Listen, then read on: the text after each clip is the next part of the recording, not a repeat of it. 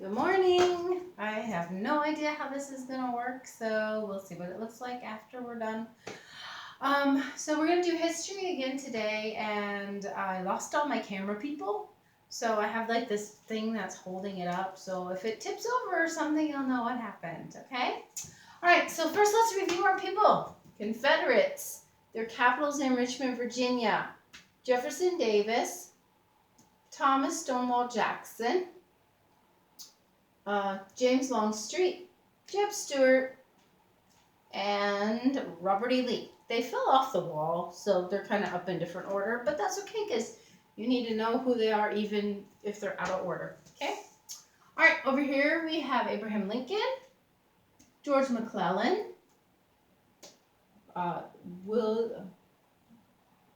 William Tecumseh Sherman. Oh, that's so funny. I don't know why I have such a problem with him. The gentleman we're going to talk about today is Ambrose Burnside, Ulysses S. Grant, and Winfield Scott. Okay? So today we're going to review also the Union's capital was in D.C. The Confederates' capital was in Virginia, in Richmond, Virginia. Remember, they're very close to each other. So this is a war, a battle that McClellan really should have won. He had a great advantage, but it did not work out that way. Okay? So this, we are looking at pages 252 to 253 in your book. Remember I said there's a lot of wars in there? And so that's what we're going to look at today. Okay, so we're going to look at the Battle of Antietam, which is also known as the Battle of Sharpsburg. Okay, it occurred September 22nd, 1862. Okay, so this is a very interesting battle. This is the last battle that McClellan is in charge of the Army of the Potomac, the Union Army. After this battle, he gets replaced. Okay, so McClellan and Lee start to clash. Abraham Lincoln believes that the way to win this war is to take over Richmond, Virginia, the capital. Okay, so he sends McClellan out to meet Lee's army and take them out. Okay, so McClellan gets a stroke of luck. And we know there's no such thing as luck, so God basically gave McClellan Lee's plans for his attack. One of the Confederate soldiers had them, lost them. A Union Army soldier picked them up, and so McClellan knew exactly how many men Lee had, where he was going to attack, how he was going to attack. He basically had the entire plan. It would be like if at the Super Bowl, yes, the other team found your team's playbook and they knew all the plays they were going to run. You would think that they would then win the Super Bowl because they knew everything. That's what you would think here as well. But that's not really how it went. So the Union ends up attacking Lee's army at Antietam, Maryland. Okay, and they struggle for a while. And this is one of the most terrible battles of the war to this point. Over 20,000 soldiers are either wounded or killed in this battle. And it was only 1 day. That's a lot of people to lose in 1 day. Okay? Lee, again, was very smart. Remember, he's a very good strategist. And so what he did is he figured out a way to retreat. And when he retreated, McClellan chose not to follow. So McClellan lets Lee escape again. Now, even though a lot of men died that day, and Lee's army was not captured, but they escaped, the Union still decided to call it a victory because Lee left.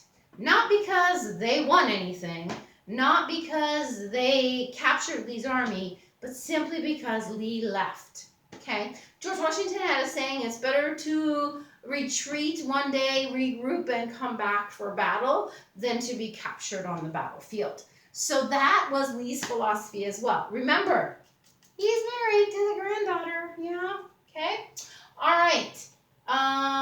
So the next battle happens in December. So Lee decides he's going to move his people up. Okay. Lee decides that that he's just going to hang out. So there's actually not very many soldiers. Okay. And by this time, Abraham Lincoln gets rid of McClellan. McClellan's no longer in charge. And instead, he taps the shoulder of Ambrose Burnside. That just means he goes, hey, I want you to go in. Okay? Remember we talked about his sideburns, right? So he wore these his whole life. And before that, people didn't really do that. But because he ended up being a famous general, a lot of people said, oh, hey, I'm going to have Burnsides. And then later they get changed to sideburns, which is what we know them today. Okay? We have Ambrose to thank for that.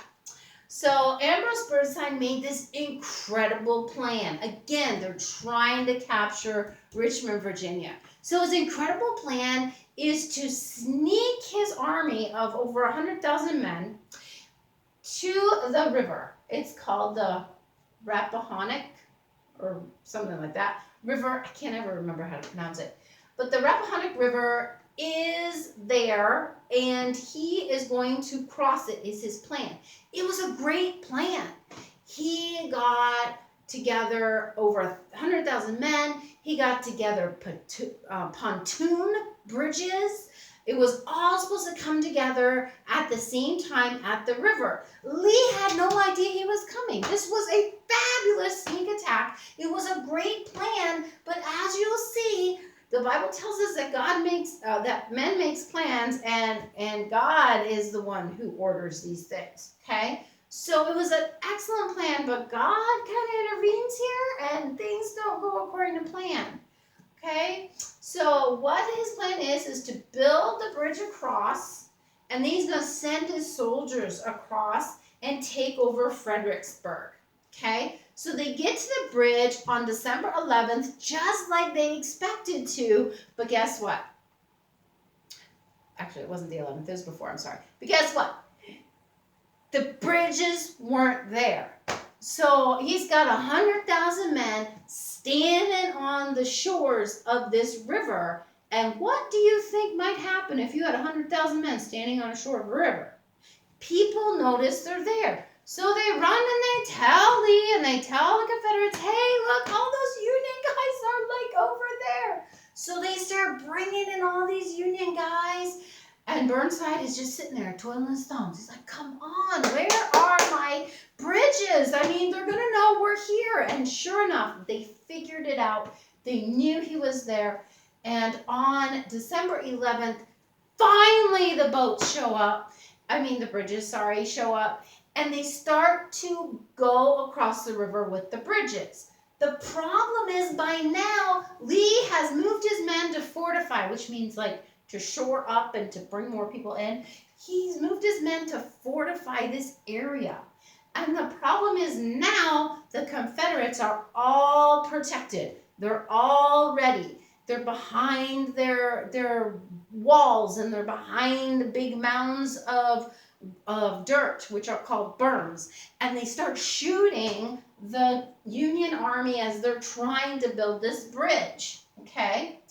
So what Burnside decides to do is he decides to put a bunch of guys in boats, which are called pontoon boats.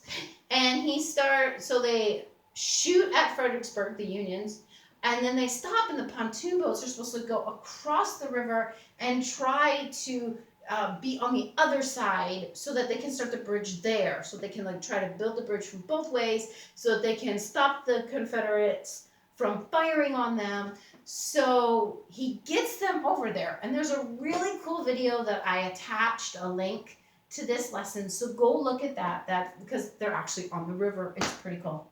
All right. So Lee won the battle, but he failed to move further north. And the reason Lee won the battle is because he was kind of there. But interesting fact, the Union feel like they won the battle too. Okay? This place that they're trying to get is Richmond, which is the capital, which is important, but it was also important for another reason.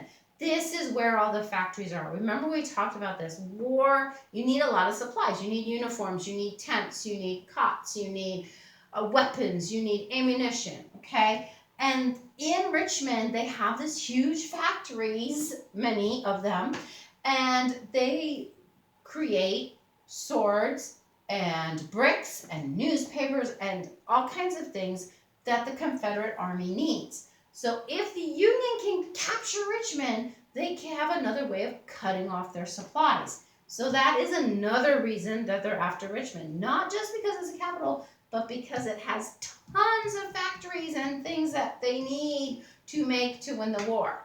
Okay?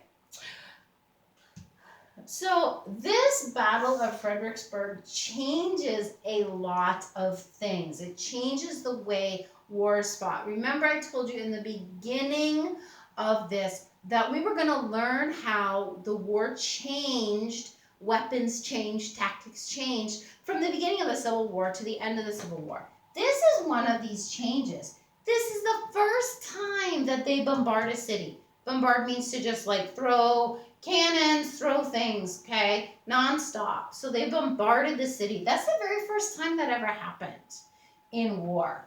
Was during the war of the Battle of Fredericksburg. They also, for the very first time, built a bridge across the river while they were being fired upon by an enemy. Again, Battle of Fredericksburg. It's the first time. It's not going to be the last, but it's the first time. The bombardment, not the last, but it's the first time. Okay? The casualties were pretty heavy. Again, the South believes they won the war, which if you look at the casualties, you would say, yeah, hi guys. Of course they did. The Union soldiers, they lost 13,000 soldiers during the Battle of Fredericksburg.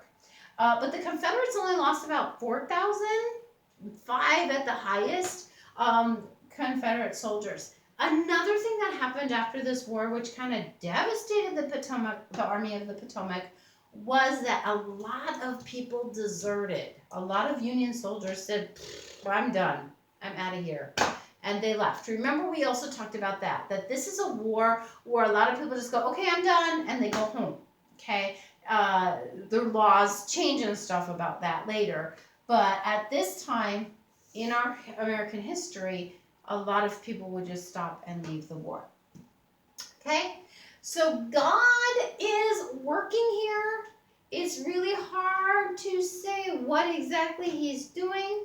You look at things like McClellan had all the plans but still couldn't win.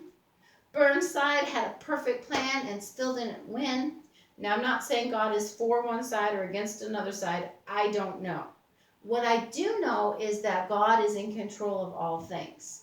And he is trustworthy in whatever he's choosing to do. Okay?